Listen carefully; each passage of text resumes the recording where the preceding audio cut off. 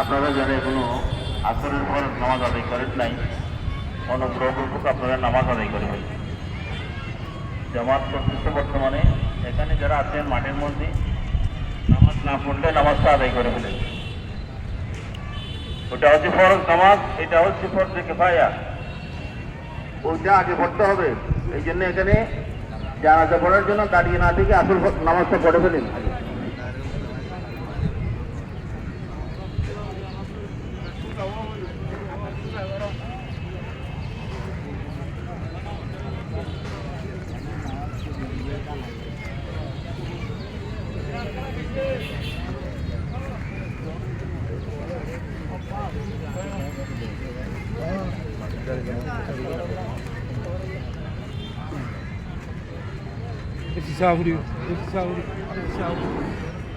মসজিদের মধ্যে আরেকটি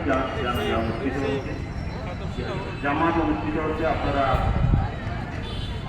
আসরের নামাজ অনুষ্ঠিত হচ্ছে, আপনারা যারা এখনো নামাজ পড়েন না আপনারা ওখানে শরীক হন।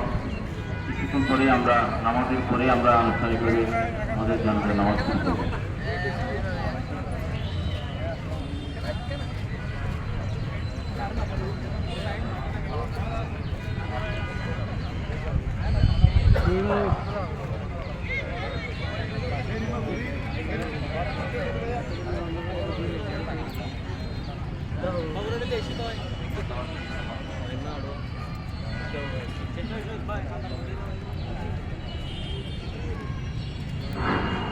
আসসালামু আলাইকুম ওয়া রাহমাতুল্লাহ। নাহমাদুহু ওয়া নুসাল্লি আলা রাসূলিল কারীম, আম্মা বা'দ।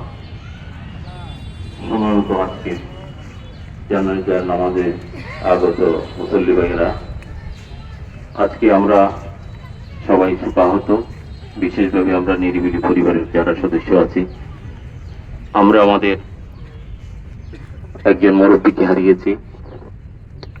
আমার সম্পর্কে দাদি হয়ে আমরা তার স্নেহ ছায়ায় ছিলাম এতদিন পর্যন্ত। আজকে দীর্ঘদিন পর্যন্ত তিনি অসুস্থতায় ভুগতেছেন।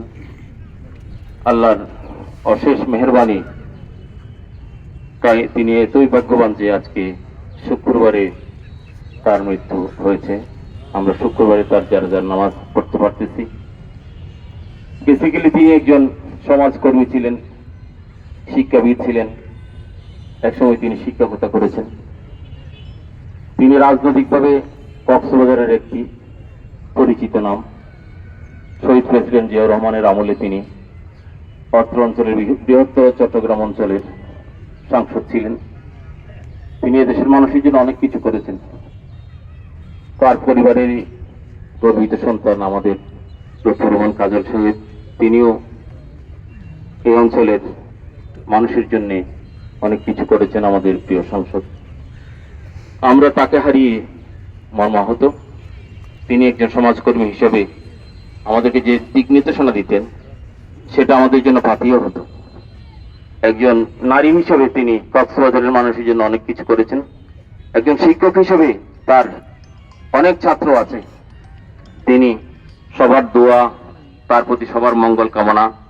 আজকে আমরা দেখতে পাচ্ছি শুক্রবারের মতো একটি পবিত্র সময়ে তার মৃত্যু হয়েছে। আল্লাহর দরবারে তাই তিনি ডাক সাড়া দিয়েছেন। এই জন্য আমরা তার মাগফিরাত কামনা করব। তার জীবনে যতগুলো গুনাহ হয়ে থাকলে সমস্ত গুনাহ যেন আল্লাহ তাআলা মাফ করে দেন। তিনি যতগুলো ভালো কাজ করেছেন আল্লাহ তাআলা তার ভালো কাজগুলো কবুল করুক এবং তাকে জান্নাতের আলা মাকাম দান করুক, জান্নাতুল ফিরদৌসের বাসিন্দা করুক, এই কামনাই করছি।